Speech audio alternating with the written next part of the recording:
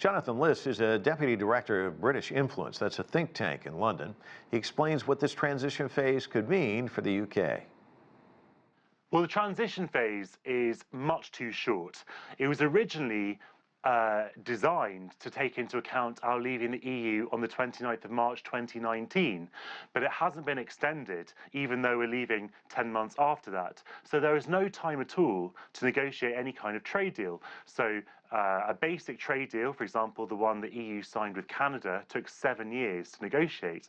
This one we have 7 months. So there's going to be a lot of things that they aren't going to be able to do. But the really important point is that the EU holds all the cards. So the UK can get a tariff-free deal for goods, for example, but the EU is going to insist on alignment with standards. Now, the UK is insisting on being able to diverge on standards, and so there are going to be a lot of arguments along the way, a lot of uncertainty, and we could still hit that economic wall at the end of the road. So in 7 months, what's your prediction of what the landscape's going to look like? The problem is that this isn't about economics, it's about politics.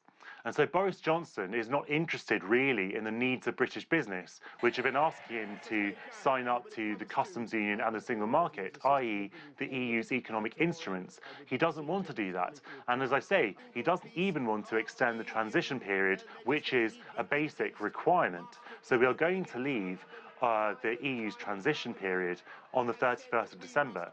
And that can only mean a profound economic shock. What no one knows really is where that shock is going to hit or how much. And Jonathan, a lot of people weighing in on this. I wanted to share with you a comment from Ian Lesser, a former U.S. diplomat. He's quoted in the New York Times as saying it's a defeat for everyone. The European project, Britain's position in the world, and for American interests, since the U.S. was the beneficiary of Britain in the EU. Is that a correct assessment? Absolutely. This is a lose-lose situation for everyone. As you say, the EU could never have imagined losing a member, and the UK is a profoundly important member of this project. And so the EU has lost, has been shaken. It will survive, but it's been shaken. The UK has seen its influence globally plummet already, and of course, the UK never really, particularly Brexit, never really appreciated the extent to which the EU amplified the UK's global clout.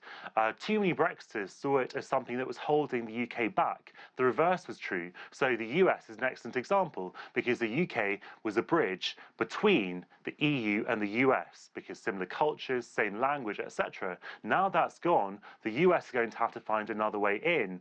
And it's certainly not going to be in the US advantage if the UK is globally isolated, because obviously the UK and the US are close allies.